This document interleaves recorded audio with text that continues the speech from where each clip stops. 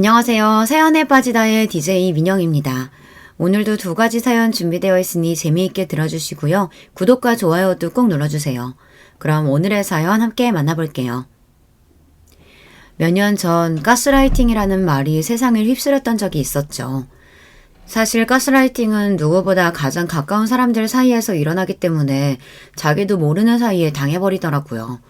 그래서 더 위험하고 문제를 해결하기 어려운 것이고요.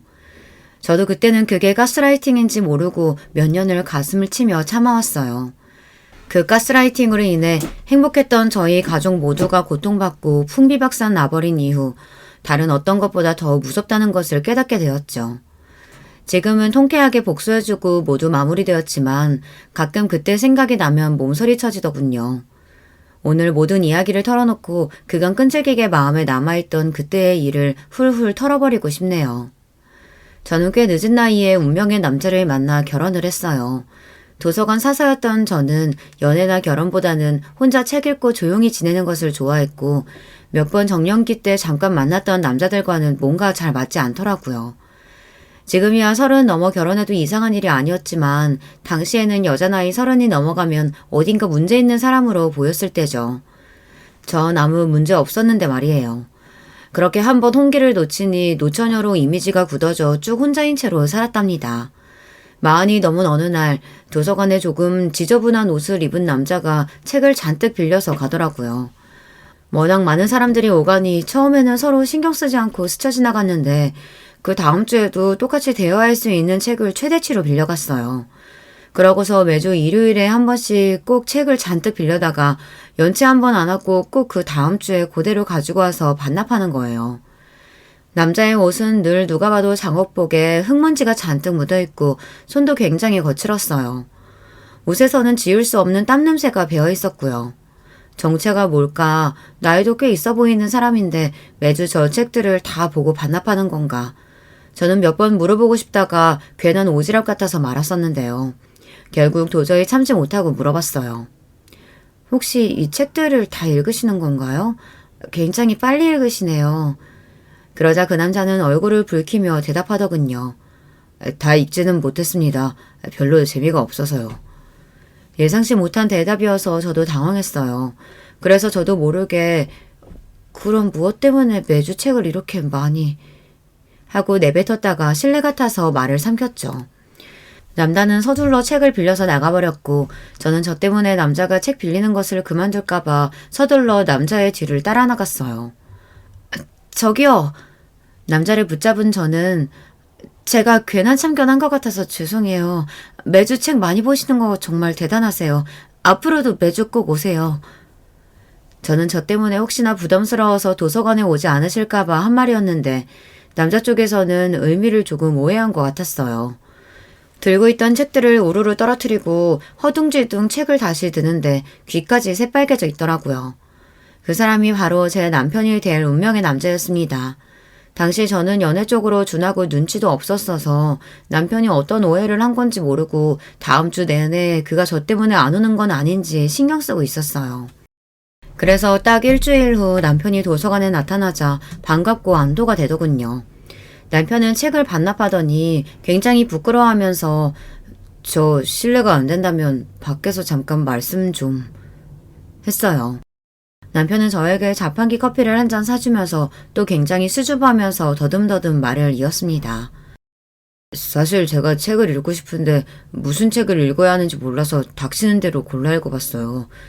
근데 무슨 내용인지도 잘 모르거나 억지로 다 읽어도 별로 재미가 없었던 적이 많습니다. 사서님은 책 많이 보시죠?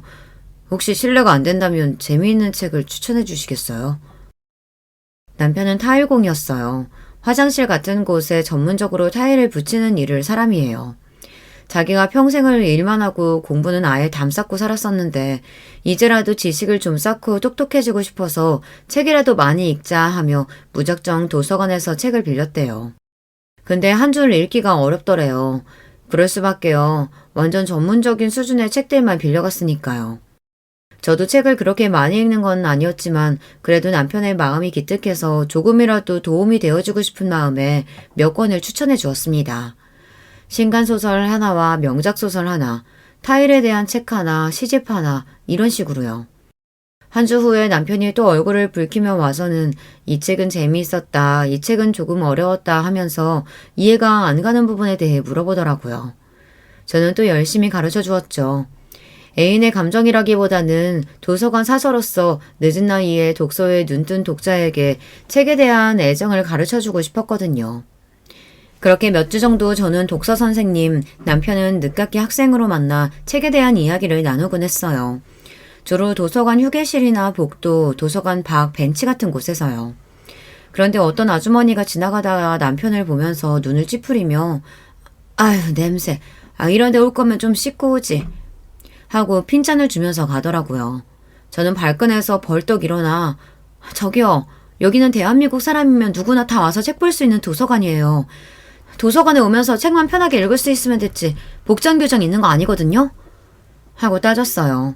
아주머니는 제가 큰 소리를 내자 아니 내가 뭘 하면서 가버렸죠. 남편은 제게서 조금 떨어져서 자기 옷 냄새를 맡아보더라고요. 저한테서 냄새가 나나요? 하고 물었고 저는 신경 쓰지 말라고 했지만 남편은 굉장히 신경이 쓰였는지 급히 가버렸어요. 그리고 그 다음 주에 어김없이 찾아왔을 때 남편은 처음으로 새 옷을 굉장히 깔끔하게 차려입고 머리도 단정하게 나왔더라고요. 왜 드라마 같은 데서 갑자기 첫눈에 반하면 그 사람에게서 빛이 나는 효과 같은 것을 주잖아요. 저도 그걸 직접 체험해봤어요. 우리 남편 그렇게 꾸며놓으니 웬만한 TV 속 남자 배우 못지 않더라고요. 나이는 좀 있긴 했지만 얼굴도 준수하고 몸을 쓰는 일을 해서 그런지 어깨가 떡 벌어져서 키도 크고 냄새에 특별히 신경을 썼는지 향수 냄새도 나더라고요. 그 전부터 남편에게 호감이 없었던 건 아니지만 그날 이후로 저는 바로 남편에게 빠져버렸죠. 나이를 많이 먹어도 순수하게 사랑하는 마음이 생기는 것은 20살이나 다르지 않더라고요. 남편은 처음 제가 자기에게 말을 걸었을 때 자기를 쫓아나와서 매주 꼭 도서관에 오라고 한 소리가 일종의 호감 표시라고 착각했었대요. 그래서 정말 매주 가기 위해 일하는 틈틈이 계속 제가 추천해준 책을 읽었다고 하네요. 책에 대해 물어봤을 때 자연스레 대화할 수 있도록 몇 번이고 반복해서 읽었다고 해요. 그 정도로 노력했는데 제가 당연히 사랑에 빠지게 되었겠죠. 누가 먼저랄 것도 없이 저희는 자연스럽게 손을 사귀는 사이가 되었고 꽤 깊은 관계가 되었어요. 남편은 사귄 지 몇 달이 지나자 더 지나기 전에 먼저 이야기를 해야겠다면서 조심스럽게 말을 꺼냈죠. 사실 저는 몇 년 전에 이혼했습니다. 그리고 애가 지금 4살이에요. 남편이 나이가 좀 있다 보니 초혼이 아니지 않을까 짐작은 했었지만 당시에는 이혼이 흔치 않았던 시대였던 데다 4살이나 먹은 아이까지 있다니 충격이 크긴 했어요. 책을 읽기 시작한 것도 아이가 커가면서 아이를 가르치려면 좀 더 똑똑해야겠다는 생각이 들어 그랬다고 하더라고요. 저는 연애 경험조차 많지 않은 사람인데 만약 결혼까지 가게 된다면 갑자기 4살 먹은 아이가 생기게 되는 상황이었죠. 남편은 떨리는 목소리로 말했어요. 감정이 더 깊어지기 전에 말을 해야 한다고 생각했어요. 저도 아이 때문에 더 이상의 연애와 결혼은 없을 거라고 생각했었는데 머리와는 다르게 좋아하는 마음이 너무 커져버려서 저는 결코 헤어지고 싶은 마음은 없지만 어떤 결정을 내리시든 따르겠습니다. 당연하게도 오래 고민했어요. 저뿐만 아니라 생판 모르는 어린아이의 인생도 달려있는 제가 감당하기에는 버거운 무게의 고민이었으니까요. 하지만 저도 막상 남편과 헤어진다고 생각하니 차마 헤어지다는 말이 입에서 떨어지지가 않더라고요. 저도 이미 남편을 많이 사랑하고 있었나 봐요. 그래서 저는 고민 끝에 일단 아이를 먼저 만나보겠다 하고 남편에게 말했어요. 저는 괜히 아이에게 정 붙을까봐 남편이 아이를 데리고 오면 먼저 먼발치해서 보겠다고 했죠.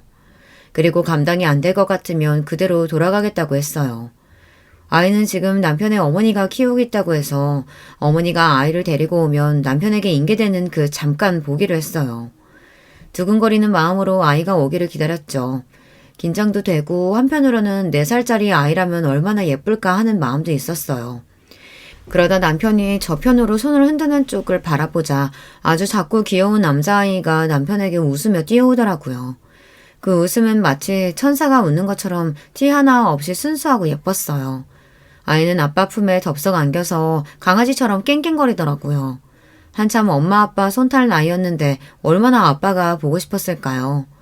남편은 어머니를 보내고서 슬쩍 저를 보았고 저는 웃으며 고개를 끄덕했어요. 그렇게 저희 셋이 처음 만났죠. 남편은 일단 저를 자기 친구라고 소개했어요. 아이는 자기 아빠가 저를 처음 봤을 때처럼 부끄러워하며 아빠 품에 고개를 푹 묻더라고요. 하지만 곧 제가 아이에게 미리 준비해온 사탕을 쥐어주자 아이는 금방 경계를 풀고 저를 호기심 어린 눈으로 계속 쳐다보았어요. 까맣고 반짝이는 구슬 같은 눈동자를 보며 저는 이 아이에게 필요한 엄마가 되는 것도 제 인생에서 꽤나 가치 있는 일이 되겠다는 생각을 했어요.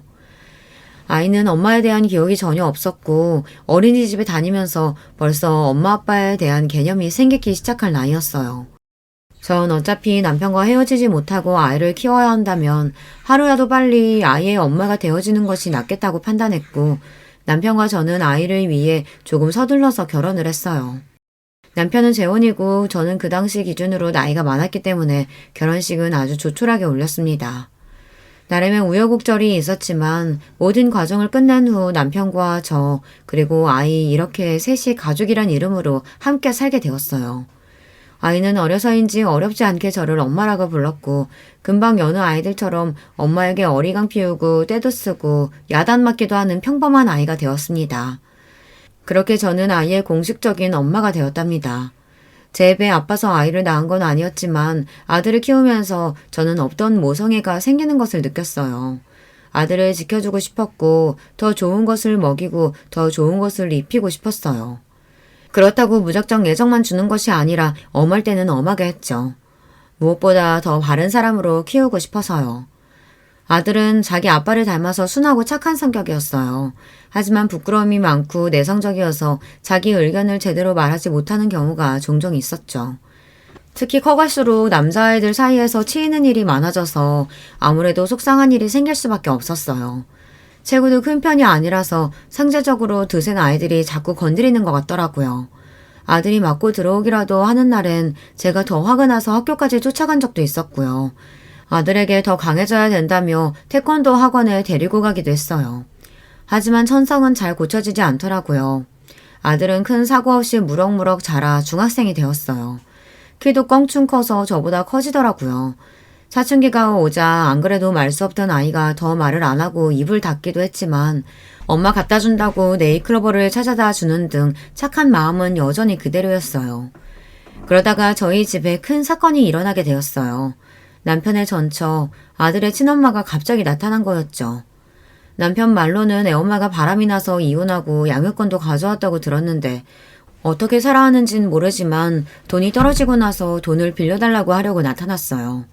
아주 못되게도 아이를 빌미로 삼으려고 아이 앞에 먼저 나타났죠. 당연히 남편이 무섭게 화를 내며 쫓아냈고 그 여자는 돈도 빌리지 못하고 도망치듯 쫓겨났어요.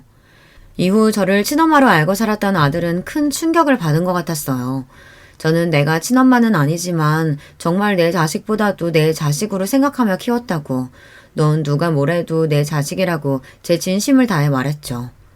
하지만 사춘기 때문인지 충격이 커서인지 아들은 저는 기억도 하지 못하는 서운했던 일들을 하나하나 조목조목 따져가며 아줌마가 제 친엄마가 아니라서 그랬던 거죠 하고 화를 냈어요. 그 서운했던 일들이라고는 성적이 떨어져서 공부를 좀 더 열심히 하라고 혼냈던 거라던가 어른들에게 예절을 안 지키면 꾸중을 했던 거라던가 그런 사소한 일들이었어요. 여느 부모들은 다 아는 훈육이었는데 말이에요. 제가 잘해주고 사랑을 쏟았던 것들은 기억도 못하고 말이죠. 저도 사람인지라 별별 생각이 다 들더라고요. 너무나 서운하고 검은 머리 짐승은 거두는 게 아니라는 옛말이 정말 맞는 건가 싶고 나중에야 자기가 그때 잘못했다고 싹싹 빌긴 했지만 그때 받은 상처는 정말 저도 지워지지 않더군요. 더 큰 문제는 아들이 그 당시 학교에서 괴롭힘을 당하고 있었던 거예요. 친엄마와 만난 이후 아이가 무단으로 학교를 결석해서 학교에서 전화가 왔는데 같은 반 아이들이 담임선생님에게 아들이 괴롭힘을 당해서 안 나왔을 수도 있다고 했다나 봐요. 같은 반 나쁜 녀석들이 아들을 때리고 돈을 빼앗고 악랄하게 괴롭히고 있었는데 저와 남편은 아이가 아무 말도 안 해서 별 문제 없이 다니는 줄 알았죠. 얼마나 속이 썩어 문드러졌을까요? 그러던 와중에 제가 친엄마가 아니란 사실을 알게 되어서 아이는 제 상상 이상으로 혼란스러웠던 것이었죠. 아들은 그렇게 무단으로 결석한 후 집에 돌아오지 않았어요. 그렇게 하루, 이틀, 사흘, 시간이 흐르면서 저와 남편은 피가 마르는 기분으로 사방팔방으로 찾으러 다녔어요. 그러다 나흘째 되는 날 경찰서에서 연락이 왔는데 아들이 편의점에서 물건을 훔치다 걸려서 경찰서에 잡혀왔다는 거예요. 정신없이 경찰서로 뛰어가 보니 초췌한 몰골에 아들이 앉아있더라고요. 잠은 공원 벤치에서 자고 아무것도 못 먹고 물만 마시다 너무 배고파서 우유 하나 훔치려다가 그나마도 걸렸다고 하더라고요. 저는 다른 무엇보다 아들이 무사히 돌아왔다는 안도감과 그간의 마음고생이 겹쳐 경찰서의 바닥에 주저앉아 정신을 놓고 통곡하며 울었어요. 나름 곱게 키웠는데 겨우 4일 만에 애가 반쪽이 되어서 왔더라고요. 아들도 그동안 힘들었는지 절 보자마자 훌쩍훌쩍 울더군요. 남편이 그런 저와 아들을 말없이 데리고 집에 돌아왔어요. 아들은 가출 후에 집에 오자마자 자기 방에서 두문분출했어요. 저와 남편은 아들이 나오기를 조용히 기다려주었죠. 그렇게 한 몇 달이 지났을까 영원할 것 같은 기다림에 지쳐갈 때쯤이었어요. 제가 피곤해서 잠시 소파에서 잠들었는데 조용히 방문이 열리더니 아들이 나오더군요. 아마도 제가 조용해서 없는 줄 알았나 봐요. 아들은 잠시 고민하다가 저에게로 다가오더니 소파에 있는 담요를 제게 덮어주었어요. 저는 도저히 눈물을 참을 수가 없어서 소리 죽여 눈물을 흘렸고 그런 아들은 저를 보며 아기처럼 울더라고요. 엄마, 엄마 하면서요. 그 엄마 소리에 또 저는 내 새끼 하며 울었고요. 그렇게 저희 둘은 부둥켜 안고 해가 질 때까지 실컷 울었어요. 남편이 와서야 겨우 그칠 수 있었죠. 그날 저는 아들에게 말했어요. 내 배 아파서 낳지 않았지만 내 자식이 아니라고 생각한 적 단 한 번도 없다.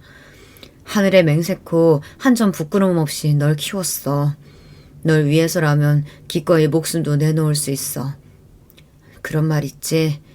배 아파서 낳은 게 아니라 가슴으로 낳았다고. 누가 뭐래도 난 영원히 네 편이고 난 영원히 네 엄마야. 아들은 퉁퉁 부은 눈으로 훌쩍거리며 네 엄마 감사해요 하고 대답했어요. 그것으로 우리 관계는 다시 원래의 모자 관계로 돌아왔어요. 저는 이럴 땐 아들을 다시 찾은 기분이었답니다. 아들은 학교 폭력으로 인해 상처가 커서 학교에 다니기를 거부했어요. 그래서 집에서 홈스쿨링을 하며 검정고시를 준비했죠. 그렇다고 집에서만 있는 것이 아니라 여러 봉사활동도 많이 다니고 동호회 활동 같은 것도 꾸준히 하며 지냈어요. 학교 다닐 때보다 오히려 더 밝아졌고 저와의 관계도 예전보다 더 좋아졌어요. 그 무렵 남편도 사업을 확장해서 꽤 많은 돈을 벌 수 있었어요. 남편은 아들이 연약한 것에 불만스러워했고 내심 학교에 다시 다니기를 바랬었는데요. 제가 중간에서 계속 남편을 설득했어요. 아들은 지금 마음이 다쳤다. 우리가 아이를 든든한 지원군이 되어줘야 한다 하고요. 남편은 자기 나름 아빠로서 지원군이 되어주려면 적어도 돈은 많이 벌어야겠다고 결심했고 성실하게 일한 결과 찾는 곳도 많아지고 직원도 많이 늘어났어요. 아무래도 현장에서 하는 일이다 보니 차림새는 늘 조금 지저분할 수밖에 없었지만 그게 다 저와 아들을 위해 열심히 노동한 대가였죠. 아들은 나름 이름 있는 대학교에 좋은 성적으로 입학했어요. 아들은 대학교는 꼭 잘 다녀보고 싶다며 기숙사에서 통학하기를 원했고 저와 남편은 조금 서운했지만 아들의 부탁을 들어주었죠. 아들은 다행히도 대학교 생활에 잘 적응해서 다녔어요. 그 점은 정말 안도할 만한 일이었지만 거의 20해 일도 하고 아들을 키우며 쉼없이 달려왔는데 아들이 사라지니 마음이 참 허하더라고요. 빈 둥지 증후군이라고 하던가요. 저도 그런 심정이었어요. 그렇다고 아들이 저에게 소홀히 한 건 아니었어요. 매일 한 번씩 안부 전화도 하고 일주일에 한 번은 꼭 집에 와서 자고 가고 여전히 저에게 준다며 네이클로버를 따가지고 오기도 했답니다. 아들이 가출해서 사라졌던 기억 때문에 저는 아들의 연락이 없으면 불안해했고 이를 아는 아들도 연락만큼은 착실하게 했어요. 아주 간혹 휴대전화가 고장이 났다던가 하는 일이 있어서 연락이 안 되면 친구 전화라도 빌려서 꼬박꼬박 했죠. 주변 사람들이 그런 아들과 저를 보고 다들 부러워하더라고요. 딸도 아닌 장성한 아들이 저렇게 엄마를 챙긴다고 전생에 부부 아니었냐고 할 정도였어요. 잘 키운 아들 하나 10달 안 부러웠죠. 시간이 흘러 아들은 군대도 무사히 잘 다녀오고 학교에 복학해서 취업 준비를 열심히 하고 있었어요. 그러다 문득 어느 날부터 전화가 뜸해지더라고요. 처음에는 이틀, 또 조금 후에는 사흘, 나흘. 취업 준비가 바쁘니 어쩔 수 없다고, 그래도 그것도 자주 하는 편이라고 이해했어요. 하지만 아들은 제가 전화해도 잘 받지 않고 전화 받아도 뚱하게 대꾸하더라고요. 제가 조심스럽게 요즘 무슨 일이 있니? 하고 물으면 그저 취업 스트레스 때문에 좀 힘들다고만 하더군요.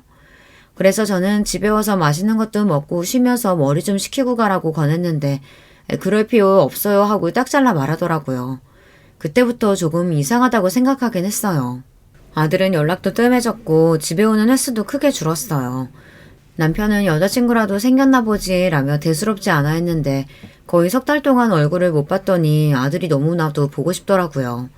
당시 아들은 기숙사에서 나와 자취방에서 생활하고 있었는데 뭘 제대로 챙겨 먹고는 살고 있는지 행여 공부한다고 몸이나 상하지 않았을지 혹시나 예전처럼 괴롭히는 사람은 없는지 걱정도 많이 되었고요. 그래서 아들이 집에 오면 꼭 해달라고 하던 제육볶음과 장아찌 등 반찬을 바리바리 싸들고 아들을 보러 갔어요. 내내 연락이 안 돼서 하는 수 없이 연락도 못하고 갔죠. 아들이 살고 있는 자취방으로 가서 초인종을 눌렀는데 뜻밖에도 여자 목소리가 나더라고요. 누구세요? 하고요. 저는 제가 주소를 착각했나 주소를 다시 확인하고 있는데 문이 열리고 웬 여자가 나오더군요. 여자는 누가 봐도 거기 사는 사람처럼 편안한 옷차림이었어요.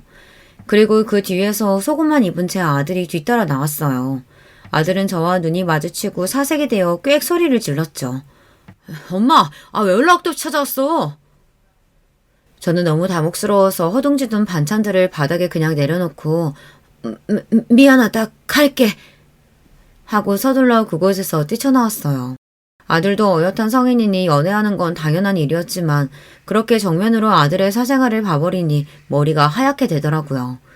정신없이 집으로 와서 보니 그렇게 통화가 안 되던 아들에게서 부재중 통화가 수없이 와 있었죠. 마침 남편이 집에 와서 멍한 저를 보고 무슨 일이 있냐고 물었고 저는 자초지종을 설명했어요. 아들 자취방에 여자가 있었어. 남편은 그 얘기를 듣고 잠시 생각하더니 아들에게 전화해 당장 집으로 오라고 했죠. 남편은 한창 젊은 나이이니 여자친구가 있을 수는 있지만 여자친구와 있겠답시고 부모 전화도 받지 않고 얼굴도 잘 비치지 않은 것은 문제가 있다면서 아들이 오기를 벼르고 있었어요. 저는 괜히 연락 없이 가서 이 사단이 났다는 생각에 자책하며 있었고요. 아들은 평소에는 전혀 보지 못했던 남편의 엄한 부름에 즉시 달려왔어요. 선물인지 뭔지 쇼핑백에 뭔가를 잔뜩 들고 왔더라고요. 남편은 아들을 앉혀놓고 여자친구냐 하고 직접적으로 물어봤어요. 아들은 조금 주저하다 네 하고 대답했죠. 남편은 얼마나 사귄 여자친구인진 모르겠지만 네 엄마가 넣어준다고 반찬까지 해서 찾아갔는데 문전박대를 하냐. 어디서 배운 버르장머리냐 하고 꾸짖었죠. 그런데 갑자기 아들이 이제까지 한 번도 보지 못한 얼굴로 남편을 노려보며 제가 언제 반찬 갖다 달라 했어요? 저도 이제 성인이고 사생활이 있는데 막무가내로 찾아오시면 어떡해요? 하고 화르르 불타오르듯 화를 내더라고요. 저와 남편은 처음 보는 아들의 모습에 놀라고 기가 막히는데 아들은 자리를 박차고 일어나면서 현관에 놓고 왔던 쇼핑백을 쏟아버렸어요. 그건 제가 만들어서 아들 집에 가져갔던 반찬들이었죠. 누가 먹는다고 이렇게 잔뜩 가져왔어요? 솔직히 저 엄마가 갖다주는 반찬 반 이상은 다 버렸어요. 앞으로는 필요 없으니까 갖고 오지 마세요. 저는 화가 난다기보다 정말 딴 사람처럼 행동하고 말하는 아들의 모습에 충격을 받아 멍하니 아들을 보고 있었어요. 남편은 머리끝까지 화가 나서 아들의 멱살을 잡으며 소리쳤죠. 이게 무슨 못 배워먹은 짓이야? 그러자 자기 아빠보다 더 커져버린 아들은 남편의 팔을 획 뿌리치고 위협적으로 아빠를 노려보는 거예요. 못 배워먹은 건 아빠죠. 지금 저 때리시려고요? 그래요. 어디 쳐봐요. 이 새끼가 미쳤나? 남편은 완전히 폭발해서 아들의 멱살을 잡고 주먹으로 한 대 치려는 동작을 했어요. 아들은 평생 험한 일 한 번 해본 적 없는 아이였지만 남편은 산전수전 다 겪은 사람이라서 남편이 아들을 때리면 큰일 날 것 같았어요. 저는 그래서 필사적으로 남편을 막아섰죠. 아니야, 내가 잘못했어. 괜히 내가 가서 그래. 저는 얼른 아들을 제 뒤에 피신시키면서 미안해, 얼른 가! 하고 집 밖으로 등 떠밀었어요. 아들은 저와 남편을 처음 보는 차가운 눈빛으로 노려보곤 뒤도 안 돌아보고 가더군요. 저와 남편은 이게 대체 뭔가 싶어서 한동안 벙쪄 있었어요. 남편은 심각한 얼굴로 고민하더니 일단 자취방 얻어준 거를 빼야겠다고 하더군요. 저희와 떨어져 산 이후 아무래도 이상해진 것 같다면서요. 하지만 지금 저렇게 여자친구랑 같이 살다시피 하고 있는데 강제로 그렇게 해버리면 또 예전처럼 가출해버리거나 할까봐 서두르지 말자고 설득했어요. 일단은 두고 보자고요. 아들은 더욱 연락을 끊고 살았고 저와 남편도 예전 사춘기 때 한바탕 폭풍을 몰아쳤던 그때처럼 그저 착한 아들이 다시 돌아오기만을 기다렸어요. 아들은 남편에게는 연락을 완전히 끊었지만 그나마 저에게는 간간히 연락을 했죠. 한 번은 제가 그래도 아빠한테 연락 한번 해보는 게 어떻겠니? 하고 권했더니 아빠는 무식한 사람이라 말이 안 통해요. 저번에 보셨죠? 나 때리려고 한 거. 험한 일 하다 보니까 사람이 그렇게 된 거예요. 엄마도 맞지 않게 조심해요. 하더라고요. 처음 듣는 말에 저도 어안이 벙벙해서 아빠한테 그게 무슨 말이야. 그리고 아빠가 살면서 너한테 그렇게 화낸 건 이번이 처음인데 정말 설마 널 때리기라도 했겠어? 하고 반박했더니 벌컥 화를 내며 지금 아빠 편을 드는 거냐며 엄마도 한통속이라고 그렇게 끊어버리더라고요. 아들의 이상한 말투나 급격한 감정들이 왠지 모르게 묘한 이질감이 들었어요. 마치 자기 생각이 아니라 어디서 듣고 따라하는 것처럼 말이에요. 저는 즉각적으로 이건 아들 본인의 의견이 아니라는 것을 깨달았어요. 그렇다면 아들에게 그렇게 말하라고 시켰을 가장 유력한 용의자는 아무래도 여자친구였죠. 저는 고민하다가 아들에게 정식으로 여자친구를 소개해달라고 했어요. 우리 아들 같은 애를 만나주는 착한 여자가 누군지 궁금하다고 소개 없는 얘기를 하면서요. 아들은 한참 후에 다시 연락이 와선 여자친구랑 약속을 잡았으니 어디로 오라고 알려줬죠. 보통 부모님께 자기 애인을 보여주러 간다고 하면 부모님과 상의해서 장소를 잡을 텐데 자기들 편하게 아들의 자취방에서 가까운 곳, 그것도 와인바를 예약했더라고요. 도대체 왜 와인바 같은 곳을 잡았지 싶었는데 나중에 알고 보니 아들의 여자친구가 와인을 좋아한다고 거길 잡았던 거더라고요. 저는 모든 것을 꾹 참고 최대한 비위를 맞추며 여자친구에 대해 알아내려고 와인바로 갔어요. 아들의 여자친구를 정식으로 처음 만나는 자리였죠. 여자친구는 아들보다 4살이나 연상이었고 생긴 건 특별할 것이 없이 평범하게 생겼더라고요. 그런데 아들의 눈을 보니 이미 여자친구에게 완전히 빠져있는 게 보일 정도였어요. 도대체 무슨 매력이 있길래 아들이 이렇게까지 정신을 못 차릴까 싶었어요. 아들의 여자친구는 자기 맘대로 메뉴를 이것저것 시키고 와인을 물 마시듯 벌컥벌컥 잘 마시더라고요. 남자친구의 어머니를 처음 보는 자리인데 솔직히 제가 계속 눈치를 보고 그 아이는 전혀 예의를 차리지 않아 입장이 완전히 바뀌어있는 느낌이 들었죠. 저는 예의상 우리 아들 만나줘서 감사해요 하고 말했는데 들어온 대답은 네, 제가 좀 고생하고 있죠. 였어요. 솔직히 어머님 아들 제가 인간 만들어놨어요. 도대체 어떻게 키우신 거예요? 할 줄 아는 것도 없고 사회성도 없고 순 쑥맥이고 옛날에 왕따도 당했다면서요? 제가 하나부터 10까지 다 사람 만들어놨어요. 얘는 진짜 나한테 감사해야 돼요. 야, 가서 물 좀 떠와. 아들은 무슨 시중처럼 벌떡 일어나서 물을 가져오더라고요. 기가 막히더군요. 저는 그래도 제 기분을 끝까지 내색 안 하고 우리 아들이랑 그럼 지금 동거 중인 거예요? 했어요. 그랬더니 저희 혼인신고했어요. 라는 거 있죠. 제가 너무 깜짝 놀라서 듣고 있던 포크를 떨어뜨릴 정도였어요. 혼인신고를 했다고? 이미? 네. 제가 부모님께 굳이 말씀드릴 필요 없다고 했어요. 무슨 마마보이도 아니고 결혼은 저와 얘 둘이 하는 건데 그걸 일일이 보고해야 될 필요는 없잖아요. 그리고 저 나름 깨어있는 여자라서 그럼 남 보여주기식의 허례의식은 할 필요 없다고 생각했어요. 남들 보여주는 식의 성대한 결혼식 같은 거 부모님도 원하시지 않으시죠? 아니, 그래도 결혼은 중차대한 일인데 그렇게 둘이서만 결정하면 어머, 설마 어머님도 결혼식으로 지금까지 뿌린 돈 회수해야 된다 뭐 그런 속물적인 말씀하시라는 건 아니시죠? 부모님들이 자식들 결혼식으로 한몫 잡으려고 하는 거 되게 별로라고 생각하거든요. 결혼은 저희끼리 하는 거고 저희가 주인공이니 결정도 저희가 하는 거죠. 안 그래요?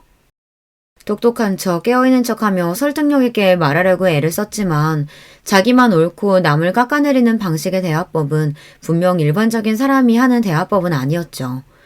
보통 말하는 사기꾼 화법이라고 할까요? 저는 뭔가 쎄한 느낌을 받았어요. 여자친구에게서 눈을 못 떼는 제 아들을 보면서 아, 저 순진한 아이가 저런 화법에 말려들어서 저렇게 정신 못 차리는구나 하고 깨달았어요. 거기서 여자친구에게 반박하거나 화를 내면 남편에게 했듯 저와도 연락을 끊을 것 같아서 아무 말 못했죠. 생각해보니 남편에게 했던 그런 이상한 행동들과 말들도 자기 의견이 아니라 여자친구의 말을 그대로 읊은 것 같다는 생각이 들더군요. 와인바에서 계산도 다 제가 했어요. 아들의 여자친구는 당연하다는 듯 저희가 아직 취준생이라서 돈이 없어요. 먼저 보자고 하신 쪽이 계산하시는 거죠? 잘 먹었습니다, 어머님. 하면서 이빨만 쑤시고 있더군요. 아주 이거 크게 잘못 걸렸구나. 저는 집에 오는 내내 그 생각만 들었어요. 하지만 이미 아들이 그 여자에게 깊이 빠져들어 있는 게 눈으로도 보였기 때문에 섣불리 다가섰다간 아들이 더욱 등을 돌리게 뻔했어요.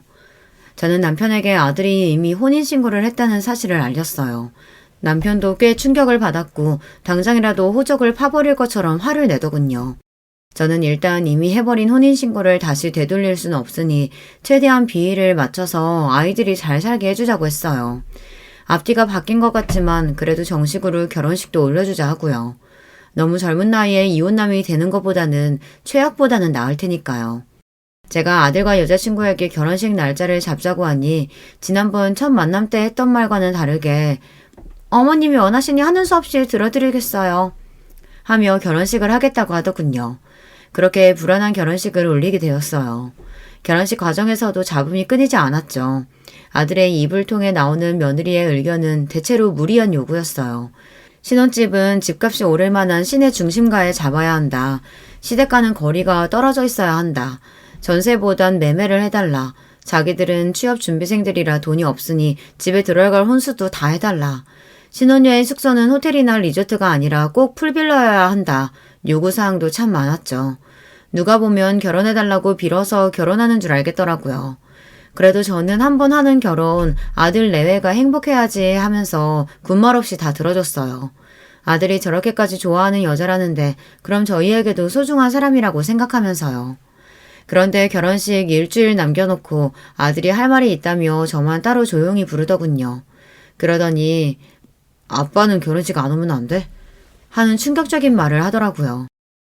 우리 나름 품위 있는 결혼식 하는데 아빠 하는 일이 그러니까 아빠 하객들도 다 좀 그렇고. 그리고 아빠가 나한테 폭력 쓴 거에 대해서 아직 난 화가 안 풀렸어. 솔직히 그런 행동을 한 사람을 아빠라고 하고 싶지도 않고. 저는 순간적으로 정말 화가 나서 아들의 뺨을 칠 뻔했어요. 아니 어떻게 자기를 평생 키워준 은혜도 모르고 저런 것도 자식이라고 버리지 않고 키운 남편이 불쌍할 정도더라고요. 저는 최대한 참고 그러면 안 된다 이렇게 거절했는데 아들은 늘 자기 말을 들어주던 제가 그런 반응을 보이니 당황하더군요.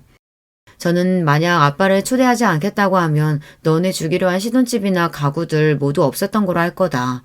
모두 아빠가 몸 부서지게 일해서 번 돈으로 너 키우고 대학 보내고 결혼까지 시켜주신 건데 아빠가 빠진다는 건 말도 안 된다. 그렇게 그 부분에 대해서는 양보 없이 잘라 말했어요. 아들은 의외의 제 강경한 대답에 더 대꾸하지 못하고 물러났지만 그때만큼 아들에게 실망스러운 적이 없더라고요. 착하고 순하던 모습은 어디로 가고 남처럼 아니 남보다 못하게 구는 그 아이가 우리 아들이 맞나 싶고요. 그 일은 차마 남편에게도 말하지 못했죠. 아들이 자기 결혼식에 아빠를 초대하지 않겠다고 하면 얼마나 마음에 상처로 남겠어요. 어찌되었건 아들의 결혼식은 며느리의 요구사항에 따라 아주 성대하게 치러졌어요. 저와 남편 속만 썩어 들어갔지만 그래도 자식이 이기는 부모 없다고 막상 아들과 며느리가 행복해하는 모습을 보니 그걸로 됐다 싶기도 하더군요. 결혼식이 끝나고 아이들은 신혼집으로 들어갔고 두 사람은 취업을 준비한다면서 계속 백서 상태로 지냈어요. 아들은 이전보다 더욱 연락이 뜸해졌고 얼굴 한번 볼 수가 없었죠. 다달이 생활비로 꽤 많은 돈을 부져줬는데 취업 준비를 하고 있기는 한 건지도 알 수 없었고요. 몇 번 연락을 해볼까 하다가 며느리가 싫어할 게 뻔히 보이니 못하겠더군요. 주변에서도 요새 며느리들은 우리 때와 다르다. 딸 같은 며느리 바라지 말고 남이라고 생각해라. 이제 아들이 아니라 며느리 남편이다 생각해야 맘 편하다. 그런 이야기들을 하니 또 요새 애들은 그런가 싶기도 해서 더욱 마음을 다잡았어요. 스스로 나쁜 시댁이 되지 말아야지 자책하면서요. 그래도 자식에게 향하는 마음이 어디 마음대로 되나요? 아들이 보고 싶은 나머지 몇 번 아들네외 집 근처에서 서성거린 적도 있었어요. 이게 무슨 이상가족도 아니고 죄진 것도 아니고 속으로 한탄하면서요. 그러다 아들 내외의 모습을 보고 얼른 숨었죠. 아들 내외는 마트라도 가는지 편한 옷차림이었는데 며느리가 아들의 머리를 툭툭 치면서 때릴 것처럼 손을 확 올리더라고요. 아들이 움찔하면서 막으려는 포즈가 꽤 종종 맞은 것 같은 느낌이었어요. 저는 순간 욱해서 나서려다가 예전에 말 안 하고 아들을 찾아갔을 때의 악몽이 떠올라 멈췄어요. 아들이 제가 만든 반찬들을 들고 와 집어 던졌던 그 기억이요. 또 그런 일이 있을까봐 이름이라도 부르고 싶은 마음을 꾹꾹 참고 발길을 돌렸답니다.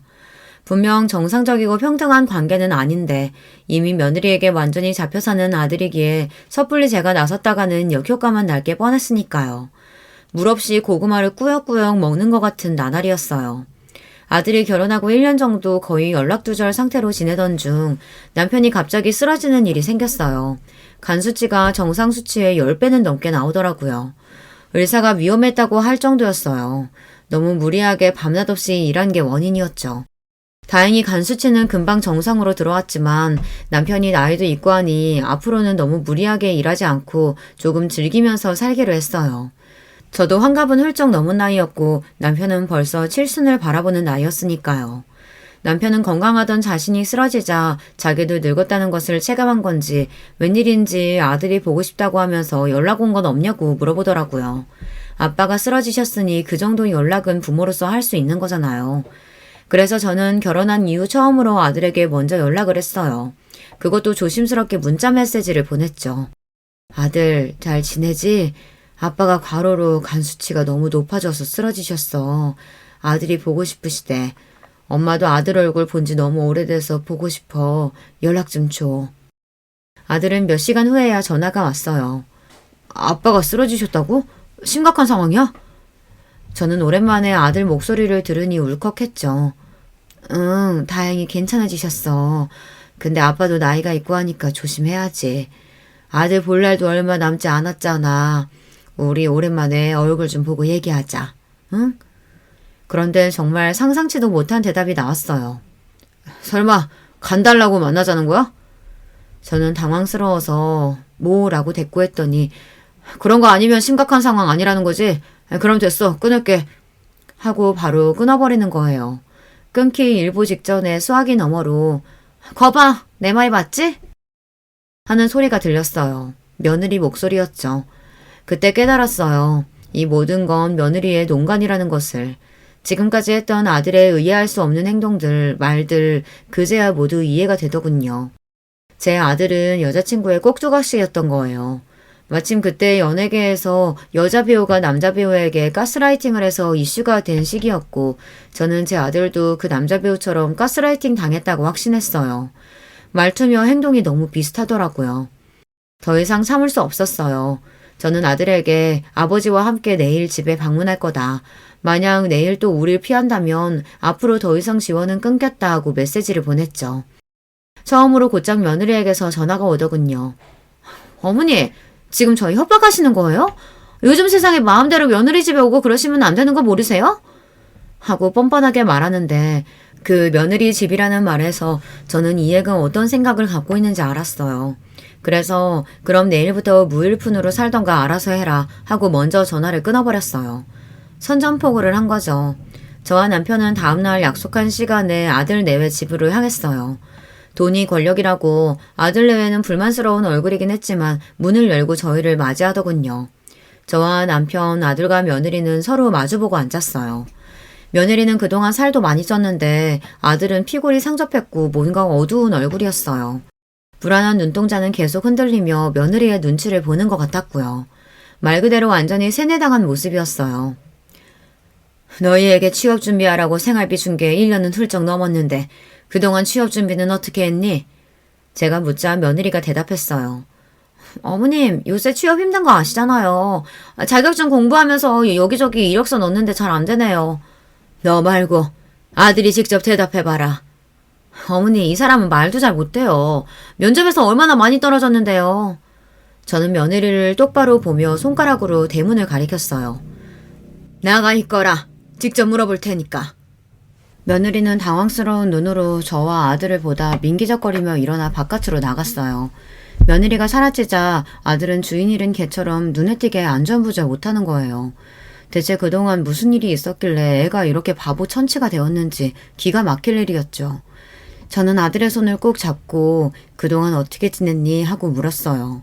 아들은 흠칫 놀라며 의심스러운 눈으로 저를 보았죠. 아들은 제 손을 빼내며 제가 어떻게 지내든 관심도 없으시잖아요 하더군요. 세상에 가장 사랑하는 아들이 어떻게 지내는지 관심이 없는 엄마가 세상에 어디 있겠냐. 제가 이렇게 대묻자 아들은 아줌마는 제 엄마도 아니잖아요 하고 경계하는 눈으로 저를 쳐다보는 거예요. 남편이 벌떡 일어나며 화를 내려고 했지만 저는 남편을 꾹 누르며 앉혔어요. 그게 며느리가 원하는 반응이겠죠. 저는 떨리는 목소리를 애써 감추려 노력하면서 차분하게 대응했어요.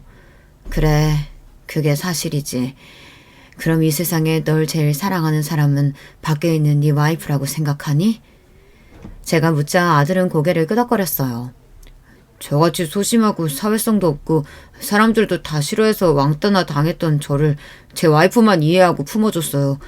아줌마랑 아빠도 저한테 관심 끊고 연락도 잘 안 했잖아요. 제가 싫으시죠? 남들처럼 학교 잘 다니고 취업도 잘하는 아들 아니라서 미우셨죠? 그래요. 저도 알아요. 제가 죽을 때까지 영원히 저를 사랑해주는 사람은 제 와이프뿐이라고요. 아들은 소리를 꽤 질렀어요. 그리고 한참 동안 아줌마는 아빠를 꼬드겨 자기와 아빠 사이를 갈라놓은 악마. 아빠는 그런 저에게 빠져서 자기에게 폭력을 휘두르고 연을 끊고 사는 사람이라고 그런 요지로 횡설수설 떠들어댔어요.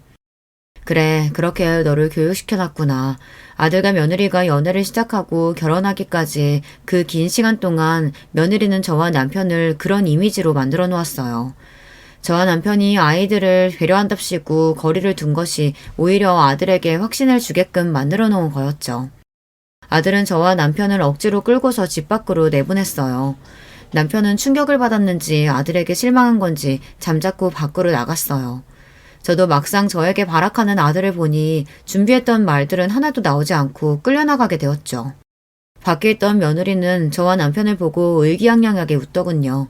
비아냥이 가득한 목소리로 조심히 들어가세요 라고 말하며 집으로, 아마도 본인의 집이라고 생각하는 그 집으로 들어갔어요.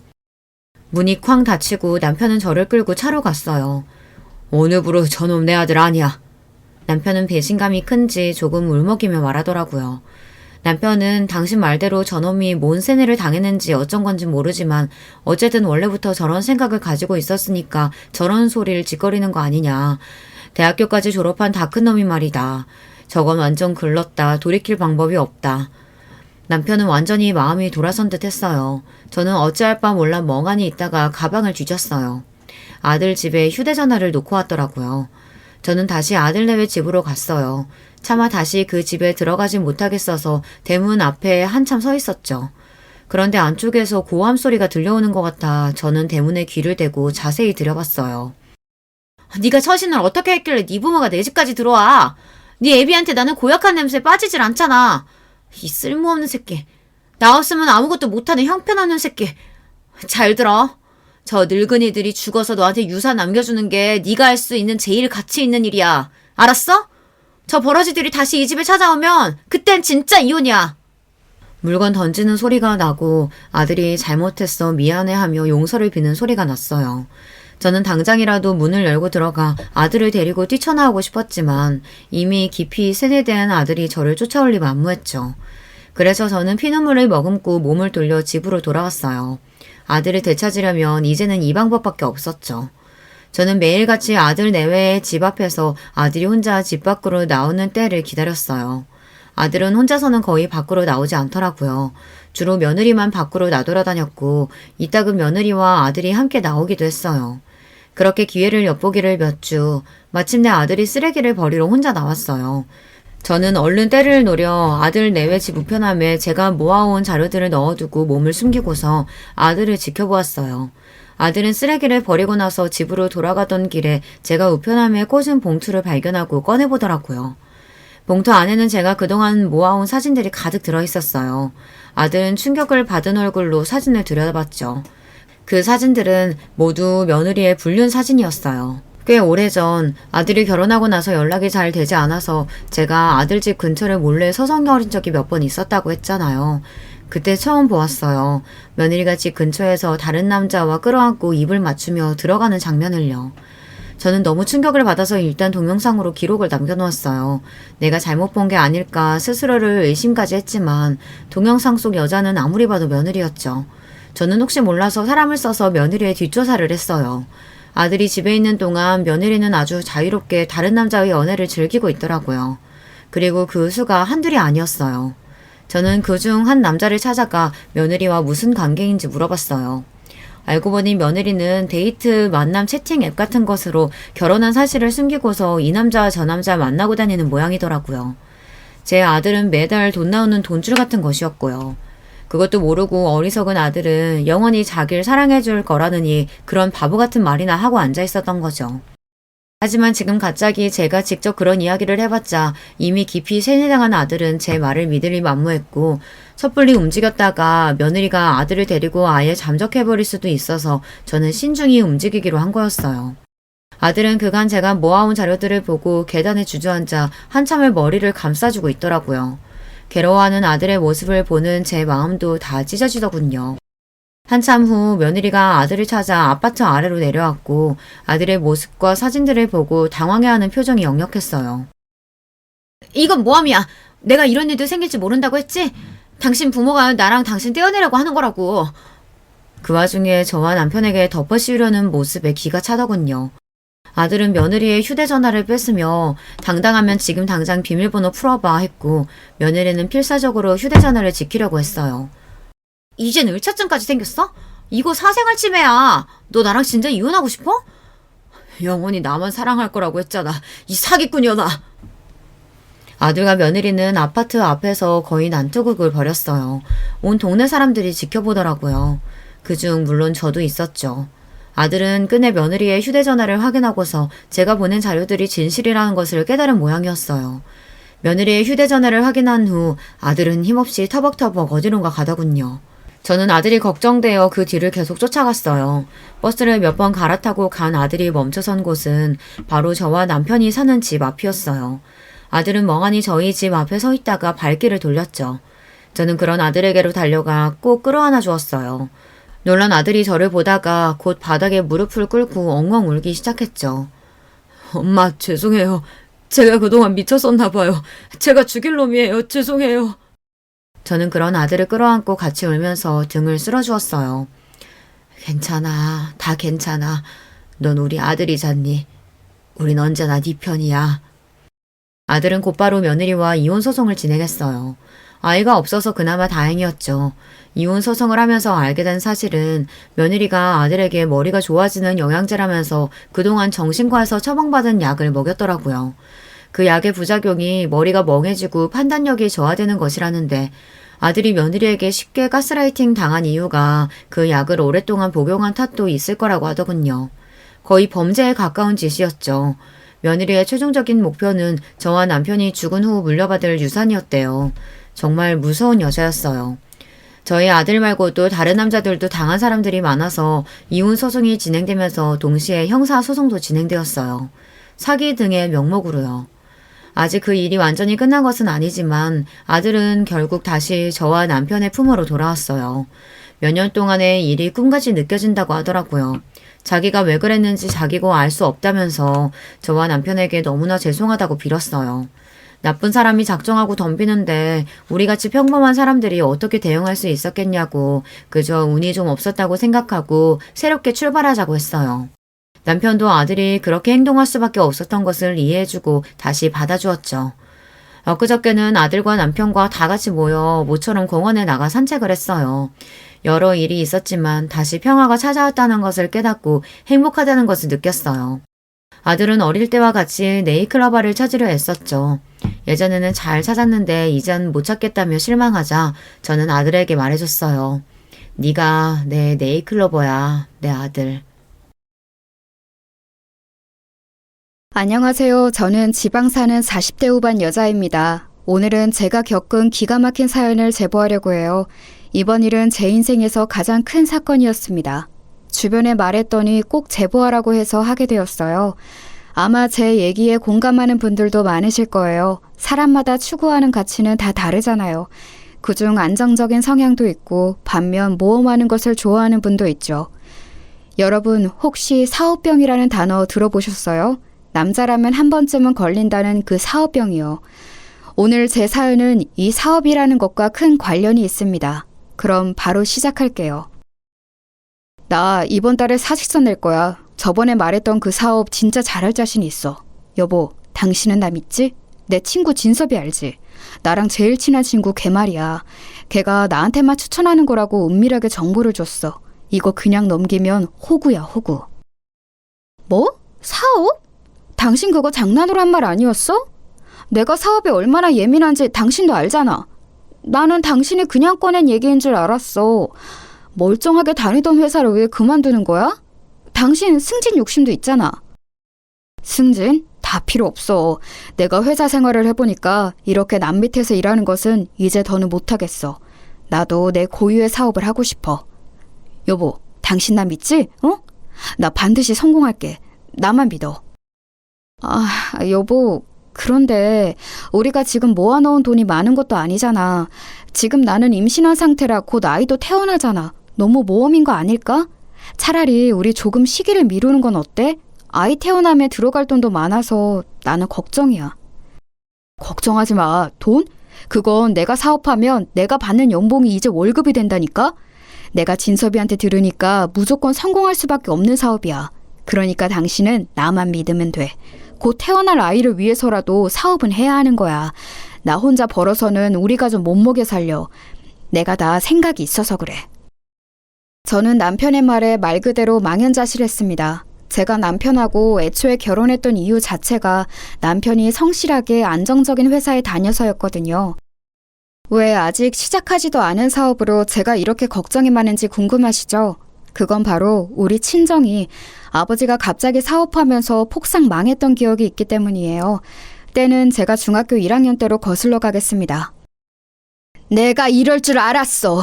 그래서 내가 그렇게 반대했던 거라고. 왜 그러게 멀쩡히 다니던 공무원을 그만둔 거야? 당신 제정신이야? 어? 아무리 그래도 보증을 서면 어떡해. 내가 진짜 스트레스 받아서 죽을 것 같아. 당신 때문에 내가 친정에 빌린 돈이 얼만지 알아? 아이고 머리야. 미안하다. 내가 진짜 미안하다는 말밖에 할 말이 없어. 여보, 시간을 되돌릴 수만 있다면 나 그렇게 하고 싶어. 나도 준철이가 나를 그렇게 배신할 줄은 전혀 몰랐어. 당신도 알잖아. 그놈하고 나 어릴 때부터 죽고 못 사는 사이였어. 가족도 외면하는 보증을 왜 믿었냐고. 당신 때문에 지금 당장 우리는 어떡해. 미선이랑 미진이는 어떡하냐고. 애들 당장 학교는 보낼 수 있어? 어? 또 이렇게 사채업자들이 찾아오면 어떡할래? 당장 어떻게 할 거냐고 인간아. 내가 미안해. 여보, 내가 미안해. 우리 엄마도 나 때문에 충격받아서 쓰러지셨어. 당분간 애들은 처가에 보내자. 장모님 볼 면목이 없다. 돌아가신 장인어른께도 너무 죄송해. 아빠는 공무원으로 재직하다 친구의 꼬임이 넘어가서 사업을 시작하셨어요. 그리고 그 사업은 어마어마한 빚을 남겼습니다. 심지어 아빠는 그 과정에서 아빠의 가장 친한 친구인 준철이 삼촌의 보증을 서주었습니다. 준철이 삼촌은 저도 잘 아는 삼촌이었어요. 아빠가 아주 어릴 때부터 붙어 다닌 사이고 형제보다 가까운 사이였죠. 그래서 우리 집에도 자주 놀러 왔었어요. 사업이 망하기 전에는 준철이 삼촌과 같이 여행도 갈 정도였습니다. 야, 미선아. 삼촌이 결혼을 못해서 우리 미선이랑 미진이를 딸처럼 여기는 거 알지? 만약 아버지랑 어머니가 미우면 삼촌 집으로 달려와. 우리 애들 예뻐하는 건 좋은데 너도 이제 슬슬 자리 잡아야지. 괜찮은 여자 구해서 결혼해. 뭘 결혼이냐. 나는 그냥 혼자가 편하다. 아이 보고 싶으면 이렇게 미선이랑 미진이 보면서 만족하면 돼. 우리 공주들 삼촌이 책임진다. 이렇게 사이가 좋았던 기억은 제가 중학생이 되면서 사라졌어요. 준철이 삼촌에게 배신당한 아빠는 보증 때문에 온 집안 돈을 날려먹었거든요. 심지어 우리 엄마가 급하게 외할머니에게 빌린 돈도 다 날렸습니다. 워낙 친척들에게 돈을 빌리고 다녀서 외삼촌과 외숙모와는 이때 인연도 끊기게 되었어요. 역시 돈 앞에서는 친구고 가족이고 뭐가 없더라고요. 엄마, 일단 그래서 너무 미안한데 우리 딸들을 부탁해. 나랑 남편은 사채업자 피해서 돈을 벌어야 해. 둘 다 공장에 들어가서 어떻게든 돈을 벌여야 할 것 같아. 엄마한테 너무 미안해. 미안해하지 마라. 살다 보면 이런 일도 있는 거야. 그러니까 안 좋은 생각은 하지 말고 마음 굳게 먹어. 정서방한테도 애들은 걱정하지 말라고 해. 하늘이 무너져도 솟아날 구멍은 있다고 했어. 인생이란 게 어떻게 좋은 일만 있겠어? 오빠도 세연이도 이제 내 연락은 받지도 않아. 물론 이해는 하지만 속상해. 우리 딸들한테도 너무 미안해. 미선아, 네가 그래도 언니니까 동생 똑바로 챙겨. 알겠지? 할머니 속상하게 하지 말고 말 잘 들어. 엄마랑 아빠가 돈 많이 벌어서 빨리 갚을게. 엄마, 나는 괜찮아. 그러니까 나랑 미진이는 걱정하지 마. 외할머니 안 힘들게 내가 노력할게. 우리 딸 너무 미안해. 엄마가 미안해. 그렇게 저는 외할머니 밑에서 중고등학교 시절을 보내게 되었어요. 외할머니는 성격이 굳세고 강한 분이셨어요. 저와 동생에게 절대 힘든 티를 내지 않으셨죠. 사채업자들이 어떻게 알고 외할머니의 집을 찾아왔던 적도 있거든요. 그럴 때도 외할머니는 당당하게 말하셨습니다. 사위가 당신들 돈을 떼어먹은 것은 나도 알아. 그런데 이 아이들이 무슨 죄가 있어? 연좌제야, 어?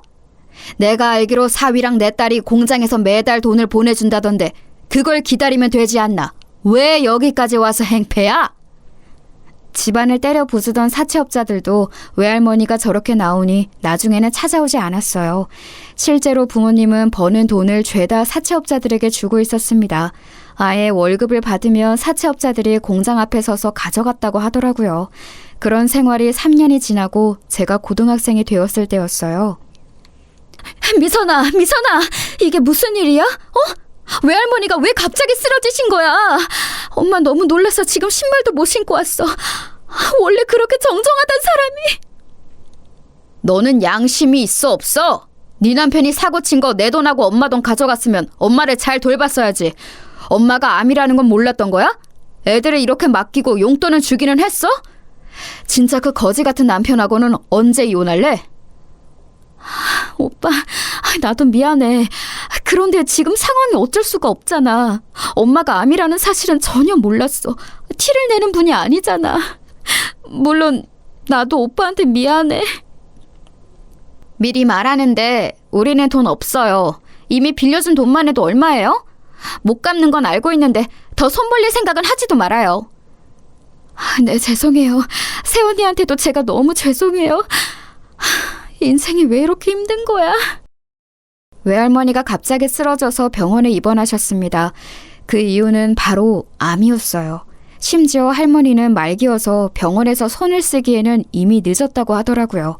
아무래도 연세도 있고 치료를 해도 길어야 1년이라고 하셨죠. 엄마는 처음으로 공장에서 나와서 할머니를 붙잡고 울었습니다. 소식을 듣고 찾아온 외삼촌과 외숙모는 와서 돈 얘기를 꺼내셨어요. 이미 우리 집에 빌려준 돈이 많았던 터라 외숙모는 특히 쌀쌀맞았습니다. 외할머니의 병간호를 위해 어쩔 수 없이 엄마는 공장을 그만두고 같이 살며 식당에서 일하셨어요. 야, 너희 엄마 우리 식당에서 설거지 하더라? 너희 집 그렇게 가난해? 너희 아빠는 이혼한 거야? 왜 집에 없어? 우리 엄마가 그러던데 너희 가족 완전 콩가루 집안이라며? 조용히 해, 시끄럽다. 너는 공부 안 해? 우리 집에 콩가루라고 너한테 뭐 피해준 거 있어? 그리고 우리 엄마가 너희 식당에서 설거지하는 거 이미 알고 있어. 그러니까 굳이 말 안 해도 돼. 학교에 다닐 때는 우리 집을 둘러싸고 워낙 말이 많았어요. 도시가 아닌 시골에서 자라서 서로 집에 숟가락이 몇 개인지도 아는 사이였거든요. 하지만 저는 그런 말에 신경을 쓸 겨를이 없었습니다. 당장 우리 집이 살기 바빴거든요. 결국 외할머니는 제가 성인이 되기 전에 돌아가시게 되었습니다. 이때 장례식장에서 우리 엄마가 저한테 했던 말이 있어요. 이 말은 제가 절대 잊을 수가 없습니다. 미선아, 무슨 일이 있어도 사업하는 남자는 만나면 안 돼. 네가 너무 고생해. 엄마도 이런 인생을 살 줄은 전혀 몰랐어. 그러니까 제발 안정적인 사람 만나. 알겠지? 엄마는 우리 딸이 엄마 같은 인생을 산다고 생각하면 가슴이 너무 아파. 허공을 바라보며 엄마는 저에게 장례식장 내내 저 말을 재개하셨어요. 그때 엄마의 말이 제 머리에 강하게 각인되기도 했고 무엇보다 저도 자라면서 사실 아빠를 원망하기는 했습니다. 물론 아빠를 사랑하는 것은 맞았지만 아빠 때문에 겪지 않아도 되는 경험을 한 것은 맞잖아요. 그래서 절대 사업하는 사람은 만나지 말아야지 생각했습니다. 엄마, 나 대학 붙었어. 그런데 안 가려고. 나는 공부로 성공하고 싶은 마음은 없어. 그래서 그냥 바로 집 앞에 있는 회사 경리로 취직해서 살게. 내가 일하니까 이제 조금은 숨통이 트일 거야. 그동안 고생 진짜 많았어. 엄마 몸도 안 좋은데 이제 식당은 그만둬. 우리 사채빚도 다 갚았다며. 미선아, 우리 큰딸 너무 미안해. 엄마가 진짜 너무 미안해. 우리 딸 공부에 관심 많은 거 아는데 돈이 없어서 대학에 보내질 못하네. 사채는 다 갚았는데 이제 은행빚도 남았어. 그래도 너희 아빠가 하루도 쉬지 않고 일하고 있으니 갚는 날이 오기는 한다.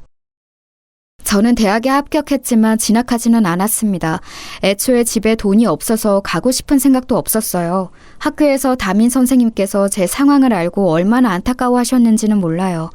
하지만 현실적으로 너무 힘든 상황이라 저는 바로 취직했습니다. 졸업식도 하기 전에 집 앞에 있는 건설회사에 면접을 보고 합격해서 직장인이 되었어요. 그렇게 번 돈은 다 엄마를 드렸죠. 적어도 저는 제 돈으로 우리 집의 생활비가 조금이라도 충당된다는 것이 그렇게 기쁠 수가 없더라고요. 비록 저는 대학에 가지 못했지만 동생이라도 보내고 싶은 마음도 컸습니다. 그래서 악착같이 돈을 모았어요. 그러다 지금 남편을 회사에서 일하다 만나게 되었습니다. 남편은 참 성실하고 평판이 좋은 사람이었어요. 일 욕심도 아주 많은 사람이라 야망도 넘치는 사람이었죠. 워낙 힘든 어린 시절을 보낸 터라 저는 그런 남편의 모습에 반하게 되었어요. 아유, 엄마는 속이 다 시원해. 우리 큰딸이 남편감을 잘 골랐네. 그래, 사람은 이렇게 멀쩡히 직장 다니는 사람이 최고야. 엄마는 이제 사업이라는 단어만 봐도 스트레스 받아. 혹시라도 김서방이 사업 얘기 꺼내면 그냥 들어누워. 나는 아직도 너희 아빠가 사업한다고 했을 때 심하게 말리지 않았던 게 그렇게 후회된다니까? 아유, 알겠어, 엄마. 나도 아빠가 사업해서 우리 집 힘들었던 거 생각하면 트라우마야. 일부러 그래서 회사에서 제일 성실한 사람으로 골랐어. 다행히 남편은 사업에는 관심이 없어 보여. 실제로 제가 결혼한다고 남편을 데려왔을 때 엄마는 너무 좋아하셨어요. 남편을 마음에 들어하는 엄마를 보고 저도 안심했습니다. 그래서 저는 제 결혼 생활은 아주 평탄할 줄 알았어요. 하지만 그건 제 착각이었죠. 제일 먼저 문제는 남편의 사업도 사업이었지만 시댁 식구들이었어요. 우리는 결혼하고 시댁에서 같이 살았거든요. 그런데 남편에게는 아주 늦둥이 동생이 있었습니다. 여자 동생이었는데 그때 나이가 5살이었으니 얼마나 늦둥이인지 아시겠죠? 아이고, 세아가. 아유, 나는 늙어서 이제 힘이 없다. 세아가, 네가 우리 영희 데리고 놀러 갔다 와라. 영희가 얼마 전부터 계속 유원지 가고 싶다고 그러네. 우리 아들은 일하느라 바쁘니까 네가 평일에 영희 데리고 다녀와. 응? 이번 기회에 가서 영희랑 친해지고 좋지. 영희가 워낙 또 너를 좋아하잖니. 아, 저 혼자요? 저는 운전할 줄을 몰라서 아가씨랑 버스를 타고 갔다 와야 하는데 그러면 아가씨가 힘들지 않을까요? 힘들긴 뭐가 힘들어. 지금 그냥 네가 가기 싫은 건데 괜히 우리 영희 탓을 하는 거 아니냐? 아유, 그러면 가지 마. 싫으면 싫다고 하지 뭘 그렇게 말해? 아니에요, 어머님. 제가 아가씨 데리고 다녀올게요. 너무 화내지 마세요. 저는 결혼하고 바로 직장을 그만두어서 집에서 시어머니랑 주로 있었어요. 시어머니는 늦은 나이에 아가씨를 낳아서 많이 힘들어하셨습니다. 그래서 아가씨 육아를 제가 담당했어요. 원래 동생이 있기는 했지만 이렇게 어린아이를 돌보는 것은 저도 처음이라 많이 힘들었습니다. 시부모님은 본인들의 자식인데 제가 맡아 키워주는 것을 원하셨어요. 이게 너무 힘들어서 엄마에게 하소연하기도 했죠. 엄마, 나 진짜 어린 아가씨 돌보는 거 너무 힘들어. 내가 결혼을 한 거지 유치원에 취직한 게 아니잖아? 그런데 자꾸 나한테 아가씨를 돌보는 것을 원하니까 힘들어. 내가 혼자 유원지도 데려가고 아가씨랑 놀이터도 가고 밥도 먹이고 식모 같아.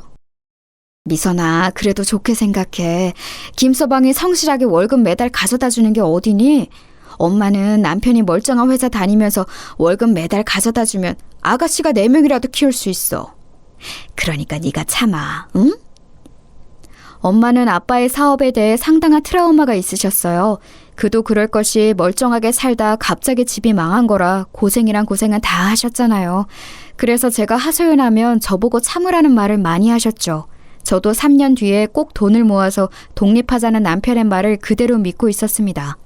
그런데 독립 관련해서 문제가 생기기 시작했어요. 제가 그냥 꾹 참고 아가씨를 돌보니까 아가씨가 저를 많이 따랐거든요.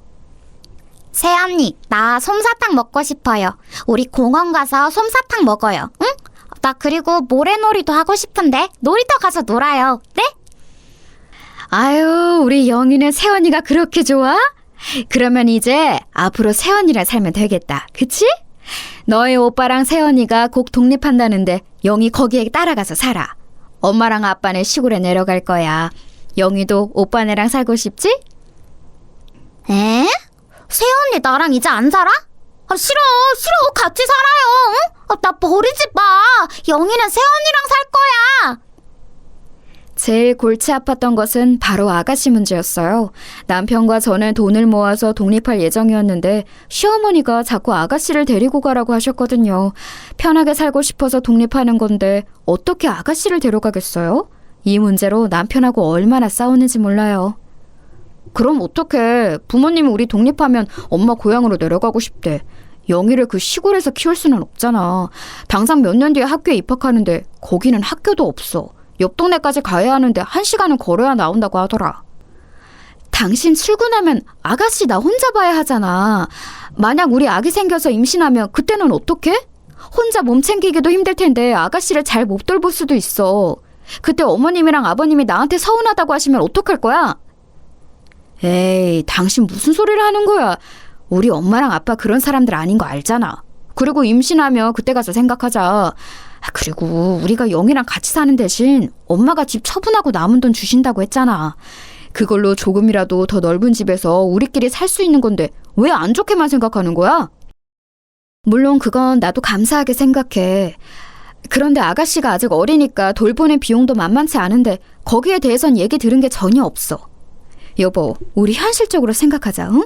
내가 아가씨가 싫다는 게 아니잖아. 매달 내가 돈을 버는데 왜 자꾸 그런 소리를 하는 거야? 결혼했으면 이제 다 가족인데 자꾸 돈 얘기를 하니까 내가 너무 불편해. 그럼 영희 시골로 보내던가. 나는 몰라. 왜 소리를 지르고 그래? 일단 진정해봐. 내가 미안해. 알겠어. 결국 우리 부부는 어린 아가씨와 같이 신혼생활을 하게 되었어요. 시부모님은 우리가 독립하자 기다렸다는 듯이 다 처분하고 바로 시골로 내려가셨어요. 아직 유치원생인 아가씨의 육아는 오로지 제가 감당했죠. 남편은 회사 생활이 바쁘다며 집에 잘 오지도 않았거든요. 그래서 저는 아가씨를 데리고 친정에 다니기도 했습니다. 애가 고집이 장난 아니네. 그리고 김서방보다 우리 딸을 훨씬 좋아해. 누가 보면 네가 제 엄마인 줄 알겠다. 성질만 좀 줄이면 얼마나 좋을까? 그러니까 말이야. 워낙 시부모님이 늦둥이라 오냐오냐 키워서 그래. 그래도 엄마 말대로 아가씨 문제만 아니면 크게 우리 사이에 문제는 없으니까 참고 사는 거지. 사연 없는 집은 없다고 하잖아. 그래, 막말로 집에 사채업자가 찾아오니? 아니면 대출 갚느라 네가 김치 공장 들어가서 종일 서서 김치 만드는 것도 아니잖아.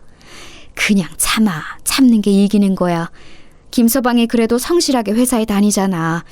엄마는 그걸로 만족해. 워낙 아빠의 사업 실패에 트라우마가 있던 엄마와 저였기 때문에 결혼 생활이 생각보다 힘들어도 버텼어요. 그런데 문제가 발생하게 되었습니다. 남편과 저는 아이가 쉽게 생기지 않았어요. 아무래도 아가씨를 키우느라 고생이 많아 제가 신경 써야 할 일이 많기도 했었죠.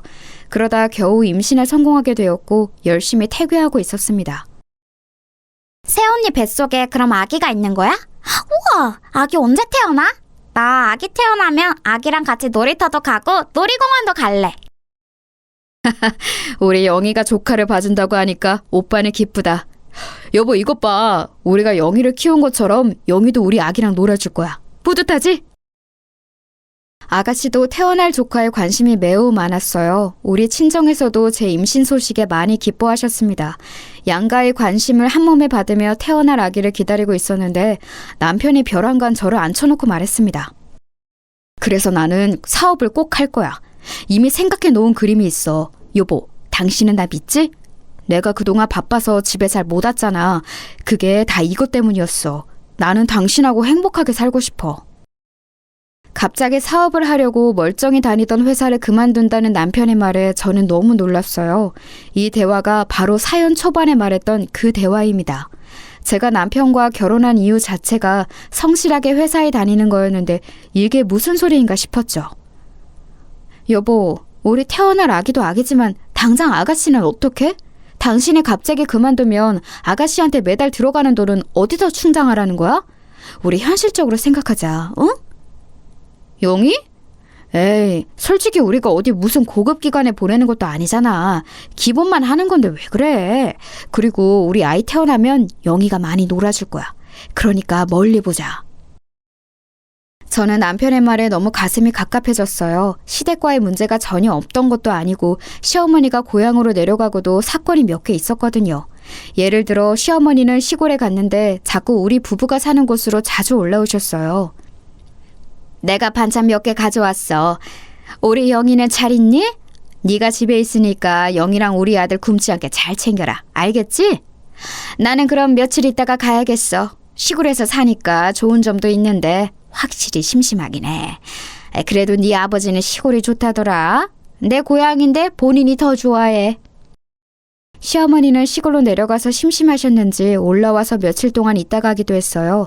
그럴 때마다 살림살이 지적도 많이 하셨습니다. 예, 새아가 이런 식으로 정리하면 안 돼. 그러면 음식 다 상해. 이건 완전히 기본적인 건데 이걸 모르니? 어머, 찬장은 왜 이래? 벌써부터 이러면 나중에 어떻게 하려고 그래? 나랑 같이 살면서 내가 정리한 거 못 봤니? 이런 은근한 시어머니 행동에도 제가 꾹 참았는데 남편의 갑작스러운 사업 통보에 저는 친정엄마에게 얘기를 꺼냈어요. 당연히 친정엄마도 당황함을 감추지 못하셨습니다. 아니, 김서방은 갑자기 왜 그러는 거야? 왜 남자들은 사업에 미치는 거야? 나는 이해할 수가 없어. 야, 미선아, 절대 안 돼. 네가 어떻게든 말려. 네 아빠 그렇게 망하고 우리 집 어떻게 살았는지 너도 알지?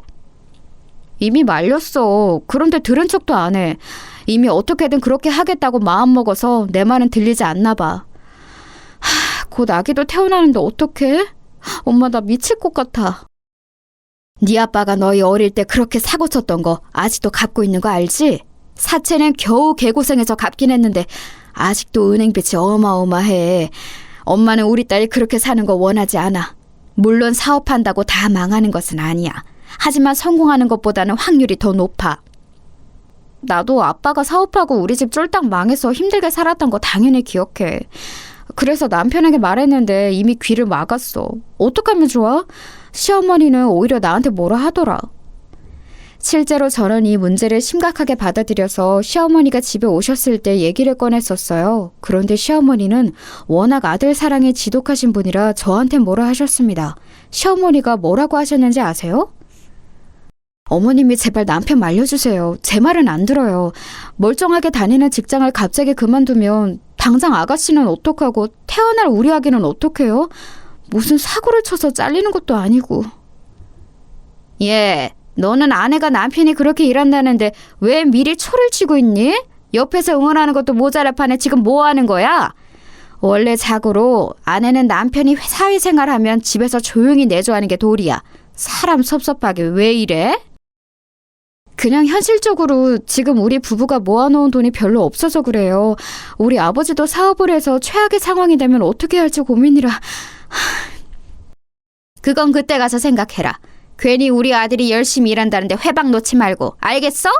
그리고 만약에 망하면? 그럼 그때 우리가 책임질게. 시어머니는 오히려 걱정하는 저에게 유난이라는 투로 말씀하셨어요. 남편은 이미 진섭이라는 친구와 동업할 생각에 신이 난 상태였습니다. 그렇게 사업을 시작했는데 제 예상과 달리 처음에는 사업이 생각보다 아주 잘 되었어요. 여보, 여기 돈. 이걸로 우리 아기랑 영희 맛있는 거 사 먹여.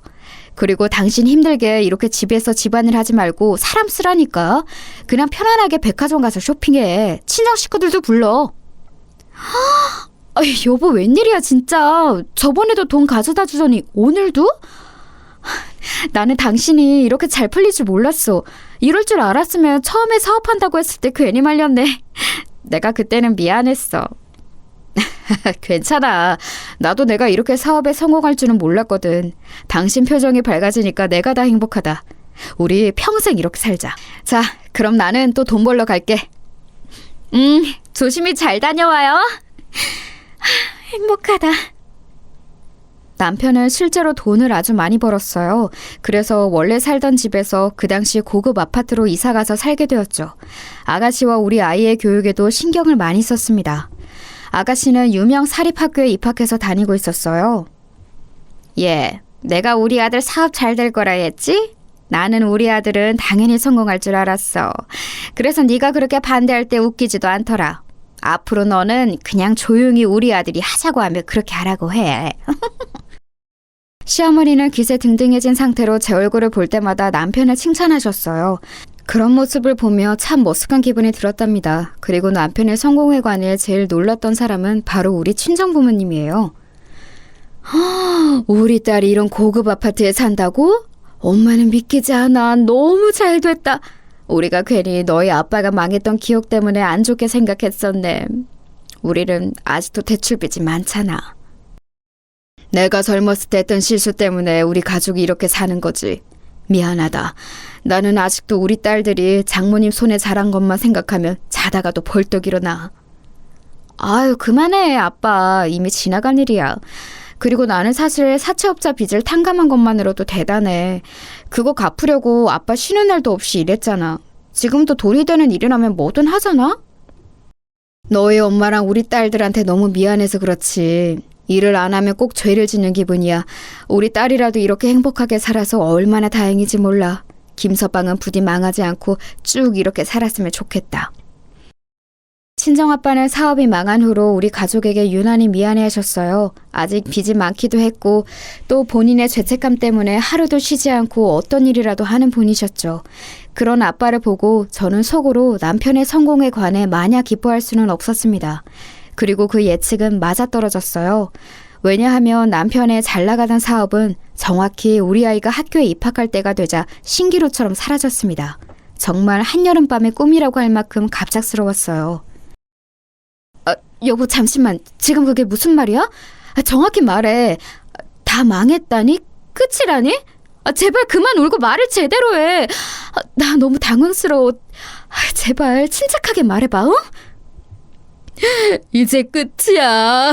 미소나, 내가 미안해. 내가 나가 죽어야 해.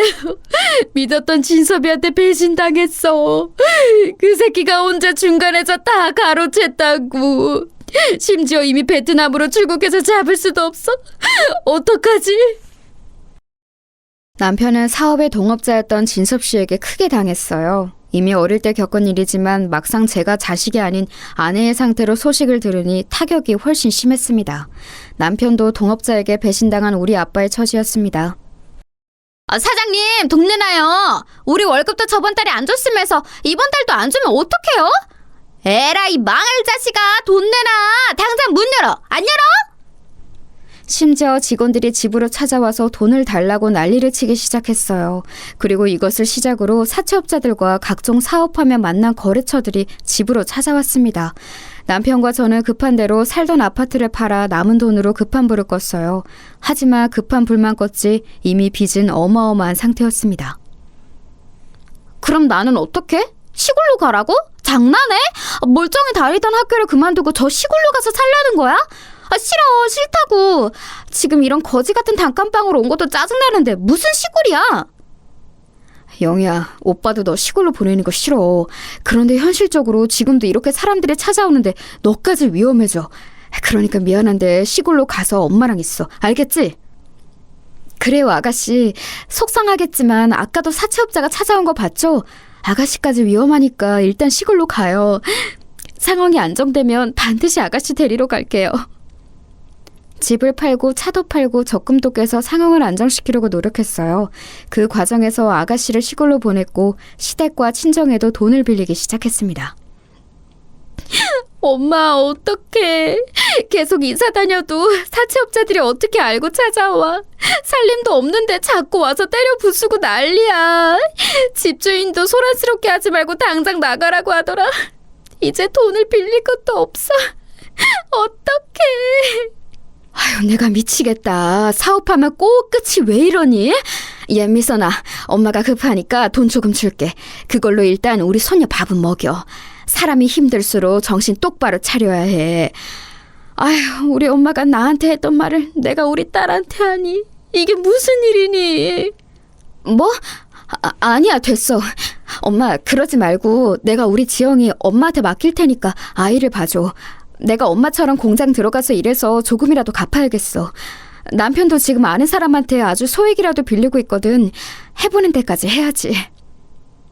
그렇게 갚아서 언제 갚으려고. 급하니까 일단 받아. 엄마가 그 상황을 겪어봐서 알아. 그러니까 일단 상황을 해결하는 것에 집중해. 알겠지? 급할수록 침착해야 해. 일단 사채 빌린 거 갚는 게 우선이야. 그거 이자가 어마어마하거든. 그리고 지영이는 엄마한테 보내. 벼랑 끝에 몰렸다고 생각했는데 친정엄마의 도움으로 가까스로 일어설 수 있었어요. 또 빚쟁이들에게 도축당하면서 우리 아이를 온전히 보호할 수가 없다고 느꼈습니다. 그래서 실제로 아이를 엄마에게 보냈어요. 친정이 그렇다고 여유 있는 상황은 전혀 아니었습니다. 급하게 엄마에게 받은 돈으로 상황을 해결하고 동생과 대화하는데 저는 깜짝 놀랐어요. 형부는 왜 이렇게 무책임해? 그리고 언니 시부모님도 너무해. 이제껏 언니가 힘들게 내조하고 아가씨까지 키웠는데 왜 시골로 보냈냐고 뭐라 했다고? 그게 사람이야? 돈이라도 구해와서 도와주던가. 그것도 아니라며. 남편이 사업 잘 될 때 돈을 그렇게 받았으면서 그걸 다 썼대. 줄 돈은 없다고 딱 잘라서 그러더라. 오히려 아가씨를 시골에서 어떻게 키우냐고 하는 소리에 기가 막혔어. 내가 우리 엄마를 사랑하지만 엄마처럼은 살고 싶지 않았는데 속상해. 언니, 우리 엄마가 급하게 준 그 비상금, 그거 사실 아빠 병원비였어. 엄마가 언니한테 절대 말하지 말라고 했는데 형부가 너무 괘씸해서 그래. 언니는 할 만큼 했으니까 형부가 알아서 하라고 해. 자기가 잘못했으면 자기가 책임져야지. 급하니까 나도 지금 공장에 가서 일하고 있어. 사업이라는 게 한순간에 이렇게 나락으로 떨어지는 것을 이미 우린 알잖아. 그래서 남편이 사업하는 걸 처음에 그렇게 말렸던 건데. 아무튼 고맙다. 우리 친정을 생각하면 미안한 마음뿐이야. 동생과 얘기하고 알게 된 사실은 비상금이 알고 봤더니 아빠의 급한 무릎 수술비였대요. 결국 아빠는 수술을 미루게 되었고 제때 수술을 받지 못해서 아직도 무릎 연골이 아파요. 이런 상황에서 시댁은 아무 도움을 주지 않았습니다. 아유, 불쌍하네 우리 아들. 얘 세아가, 네가 우리 아들이 상처받아서 혹시라도 나쁜 생각을 하지 않도록 신경 써줘. 알겠지? 아유, 얼마나 우리 아들이 마음이 아플까. 남자가 사회생활을 하다 보면 그럴 수도 있지. 안 그러니? 어머님, 저도 힘들어요. 지금 우리 친정도 힘든 형편인데 저한테 비상금을 주셨어요. 어떻게든 이겨내려고 노력 중이니까 걱정하지 마세요. 너보다 지금 내 아들이 훨씬 힘들다. 너는 그동안 집에서 편하게 살았잖아. 내 아들은 밖에서 일하다 이런 상황이 된 거고. 힘듦의 크기를 따지면 압도적으로 우리 아들이 더 힘들지. 어머니, 저도 참을 만큼 참았어요. 그동안 아가씨가 제 자식도 아닌데 돌봤던 거 모르세요? 제가 집에 있을 수밖에 없던 이유가 있잖아요. 그렇게 말씀하시면 저도 속상해요. 어머님도 남편 돈으로 편하게 사셨으면서 아예 1원도 주지 않으셨잖아요. 이게 지금 시어머니를 이겨먹으려고 하네? 어른한테 그게 무슨 말버릇이야? 그러니까 네 말은 지금 돈이나 내놔라. 이거 아니야? 어? 돈 없다. 없다고. 시어머니와 저는 감정에 격해져서 심한 말이 오고 가기도 했어요. 그만큼 마음의 여유가 없던 상황이었습니다. 결국 이때 서로 감정이 상해 시댁과의 인연을 끊어내게 되었죠. 그동안 억눌렸던 감정이 터져서 저도 시어머니와 더 관계를 이어가고 싶지 않았으니 잘된 선택이었습니다. 그리고 급한 대로 저는 공장에 가서 일하며 돈을 벌었어요. 속으로 엄마가 이렇게 고생했었다고 생각하니 눈물이 나왔습니다. 팔자가 왜 이런 건지 하늘에 대고 원망도 자주 했죠. 남편은 한동안 정신을 못 차리고 힘들어했습니다. 여보, 힘들어도 우리가 이겨내야 해. 우리 아빠도 당신처럼 친한 친구한테 배신당했어. 알지? 그래도 지금 가난해도 잘 살고 있잖아. 그러니까 너무 상심하지 말고 우리 서로 의지하자. 의기소침해서 집에서 잘 나가지도 않는 남편을 달래느라 얼마나 고생했는지 몰라요. 남편은 술에 의존해서 종일 소주만 마셨거든요. 제가 혼자 버는 돈으로 빚을 갚고 겨우 남은 생활비로 남편과 라면을 먹으며 버텼습니다. 그런데 제가 공장에서 일하면서 어깨를 심하게 다치게 되었어요. 그리고 버텨왔던 저도 무너지게 되었습니다. 여보, 나도 너무 힘들다. 이제 당신이 나가서 돈을 벌면 안 돼? 나도 어깨만 회복하면 나가서 돈 벌게. 우리 평생 이렇게 살 수는 없어, 알지? 이제 정신 차리고 돈 벌어서 빚 갚자. 그리고 다시 지영이도 우리 품으로 데려오자. 알겠어. 내가 사업 망하고 제정신이 아닌 상태였는데 네가 혼자 너무 고생 많았어. 미안하고 고마워. 이제 내가 나가서 일할게. 우리 이겨내자. 제가 울며 말하자 남편도 정신을 드디어 차렸어요. 그리고 제가 어깨를 회복하는 동안 남편이 나가서 돈을 벌게 되었죠.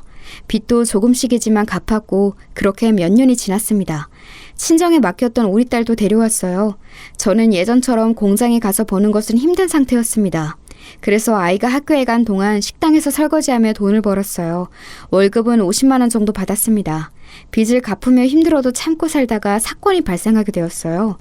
이 사건이 제가 오늘 제보한 사연의 핵심이랍니다. 미선아, 혹시 100만 원을 급하게 구할 수 있을까? 네 아버지가 그때 수술을 제때 못했잖아. 후유증이 있는지 자꾸 자다 깨고 일상생활도 힘들어. 그래서 병원에 갔더니 마침 주말에 수술 하나가 취소됐다고 하더라고. 병원비가 없어서 그러는데 100만 원 있니? 100만 원? 마침 남편이 어제 월급을 받았어. 거기서 조금 빼고 우리 적금 깨서 줄게. 그때 엄마랑 아빠가 우리 빚 많았을 때 줬던 돈도 못 갚았잖아. 이 정도는 괜찮아. 그때 빌린 돈 갚는 거라 생각할게. 아유, 너무 고마워. 아빠 수술 잘 끝나면 차차 갚을게. 사업이 뭐라고 내 남편도 네 남편도 난리니. 아유, 남자들이 문제다. 어쨌든 우리 딸 고마워. 엄마가 급하게 전화로 아빠의 수술비가 필요하다고 했어요. 남편이 사업 망하고 힘들었을 때 저한테 주겠다고 아빠가 수술을 못 하셨잖아요. 그래서 저는 당연히 우리 친정에 그 정도 비용은 줄 수 있다고 생각했어요. 물론 100만 원이 우리 형편상 큰 돈은 맞았습니다. 선뜻 줄 수 있는 금액은 아니었어요. 하지만 친정에서 먼저 우리 부부를 도와주었던 경험이 있으니 저는 돈을 보내주었죠. 그런데 이 사실을 말하자 남편이 말 그대로 흥분하기 시작했어요. 뭐라고? 미친 거 아니야? 무슨 100만 원을 상의도 없이 보내? 당신 미쳤어? 내가 공장에서 뼈 빠지게 일한 돈을 그렇게 홀랑 보냈다고? 적어도 나한테 말은 하고 보냈어야 하는 거 아니야? 어떻게 그럴 수가 있어? 급하게 예약금을 보내야 한다잖아. 우리 부모님이 저번에 당신 빚 갚을 때 도와줬던 거 몰라? 물론 나도 늦게 말해서 미안해. 엄마가 꼭 갚겠다고 했어. 저번에 우리한테 줬던 돈은 1원도 못 갚은 거 알지? 나는 당신 반응이 오히려 서운해. 서운? 지금 서운하다는 말이 나와? 내가 공장에서 개같이 일한 돈을 왜 주냐고. 인연이 미쳤나? 이혼하기 싫으면 당장 너희 부모님한테 가서 차용증 받아와. 100만 원이 누구 장난이야? 그 돈을 왜 줘? 우리 형편을 보라고. 당신이야말로 미쳤어? 내가 이제껏 결혼해서 당신이랑 당신 가족한테 한 게 얼만데 지금 100만 원 가지고 이러는 거야? 양심이 있어 없어? 내가 결혼하고 어린 아가씨 혼자 키우고 그 뒤로도 키워주고 당신의 잘못해서 망해서 빚 갚느라 개고생하는 거 안 보여? 내가 망하고 싶어서 망했어? 나도 힘들어. 사는 게 힘들다고. 겨우 어떻게든 이겨내서 사는 상황이잖아. 그런데 당신은 왜 상의도 없이 돈을 보내냐고. 내가 화가 안 나게 생겼어? 우리 부모님이잖아. 몇 번을 말해. 내가 쓸데없는 곳에 썼니? 막말로 네 부모는 뭐 해준 게 있어? 오히려 아가씨 시골에 보냈다고 나한테 지랄하더라. 우리 부모님은 당신 사고 친 거 없는 형편에 본인 병원비로 갚아줬는데 어떻게 그래? 순간 제가 욱해서 남편의 말에 받아쳤어요. 그러자 남편이 어떤 행동을 했는지 아세요? 갑자기 얼굴이 새빨개지더니 손을 들어 제 뺨을 내리쳤습니다. 너무 순식간에 일어난 일이라 처음에는 당황했어요. 그러나 몇 초가 지나고 눈물이 나오기 시작했습니다. 당신 지금 나 때린 거야? 미쳤어? 제정신이야? 어떻게 이럴 수가 있어? 다른 사람도 아니고 당신이 어떻게 나한테 이래? 시끄러워, 조용히 해. 당장 너희 부모한테 가서 차용증 가져와. 다음 달에 갚으라고 해. 아니면 이혼이야? 남편은 제가 친정에 돈을 보냈다는 사실을 알자 크게 분노했어요. 그러더니 본인의 화를 주체하지 못하는 모습을 보였습니다. 자리를 박차고 일어나 집 밖으로 나갔어요. 그 모습을 보고 너무 속상했습니다. 아무리 생각해도 제 행동이 뺨을 맞을 행동은 아니라고 생각했죠. 순간 아빠의 수술이 걱정되는 마음도 들어서 전화를 걸었어요. 그리고 그 전화는 제 인생을 완전히 바꿨습니다. 아빠 수술 내일이지. 몸 컨디션은 어때? 괜찮아? 급하게 잡힌 수술인데 긴장되지는 않아? 미선아, 아빠는 괜찮아. 그런데 너 우는 거야? 왜 그래? 무슨 일이 있는 거야? 아빠는 괜찮으니까 천천히 말해봐. 설마 김서방이 또 사고 쳤니? 아빠, 나 서러워서 못 살겠어. 너무 속상해. 내가 아빠 수술비를 보냈다고 했더니 남편이 차용증을 받아오래. 도대체 어떻게 저래? 사람이 저래도 되는 거야? 그리고 심지어 내 뺨을 때렸어. 내가 시댁에 얼마나 잘했는데 저럴 수가 있어? 뭐? 내 딸의 뺨을 때렸다고? 그게 진짜야? 김서방이 어떻게 그래? 그 순간이었어요. 제가 뺨을 맞았다고 말하고 아빠가 흥분하자 갑자기 낯선 목소리가 핸드폰을 통해 들려왔습니다. 그리고 그 사람이 누군지 알게 되자 저는 너무 깜짝 놀라고 말았습니다. 미선아, 나 준철의 삼촌이다. 뭐라고? 우리 미선이를 남편이 때렸다고? 이게 무슨 미친 소리냐? 아저씨가 당장 거기로 갈게. 딱 기다려. 네? 네? 누구라고요? 준철이 삼촌? 삼촌이라고요? 아니 글쎄 여러분, 제 전화를 가로채서 받은 사람이 바로 준철의 삼촌이었어요. 어릴 때 워낙 많이 봤던 사이라 아저씨의 목소리를 듣고 저는 단번에 알아챘습니다. 아빠와 동업하다 보증 문제로 연락이 끊겼던 준철이 삼촌이 왜 아빠와 있는지 궁금했어요. 저는 어안이 벙벙한 채로 전화가 끊긴 핸드폰을 바라보았습니다. 그리고 정말 몇 분 뒤 삼촌이 제 앞에 아빠와 나타났어요. 삼촌 뭐예요? 저 너무 놀랐어요. 이게 무슨 상황이에요? 아빠랑 삼촌이랑 다시 연락하고 있었어요? 도대체 이게 어떻게 된 일이에요? 미선아, 오랜만이다. 삼촌이 참 너희 가족들에겐 너무 미안해.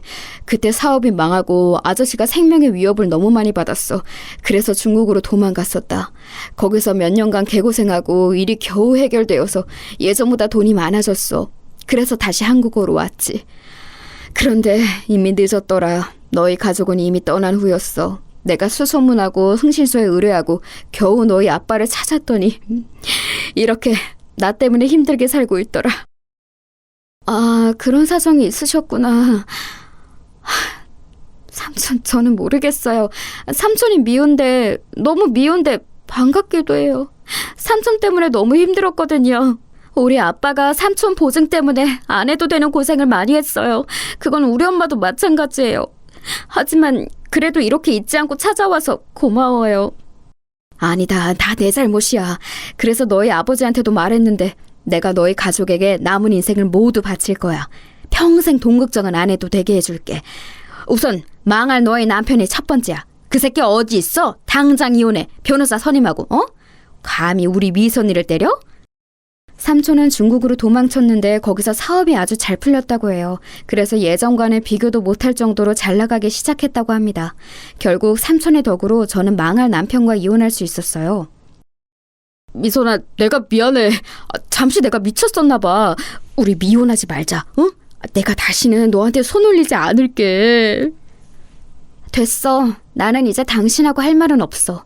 내가 그동안 시댁과 당신에게 할 만큼 충분히 했다고 생각해. 우리 앞으로 마주치지도 말자. 나는 당신 빚을 대신 갚을 생각 없어. 이혼하자며. 당신이 이혼 얘기 먼저 꺼냈어. 아니야, 미안해. 내가 그때 너무 흥분해서 그랬어. 미선아, 내 말을 들어봐. 미선아! 저는 준철의 삼촌의 도움으로 남편과 깔끔하게 이혼할 수 있었어요. 변호사를 무려 삼촌이 3명이나 선임해 주셨거든요. 그리고 실제로 삼촌은 우리 친정을 책임지기 시작했습니다. 아빠의 수술도 성공적으로 마칠 수 있었고 저는 예전과는 다른 생활을 하고 있어요. 아이는 제가 키우고 있습니다. 남편은 본인 빚을 혼자 갚아야 하니 저한테 무릎 꿇고 난리가 아니었어요. 그 모습을 보는데 어찌나 통쾌했는지 모릅니다. 그리고 더불어 역으로 친정엄마가 예전에 빌려준 돈까지 청구했어요. 이게 다 남편의 업보랍니다. 여기까지가 제가 준비한 사연이에요. 재밌게 들으셨나요? 저는 이제 저 망할 남편을 보지 않아서 얼마나 즐거운지 몰라요. 제 사연 들어주셔서 정말 감사합니다. 그럼 이만 마치도록 할게요. 여러분도 행복한 나날 보내시길 바래요.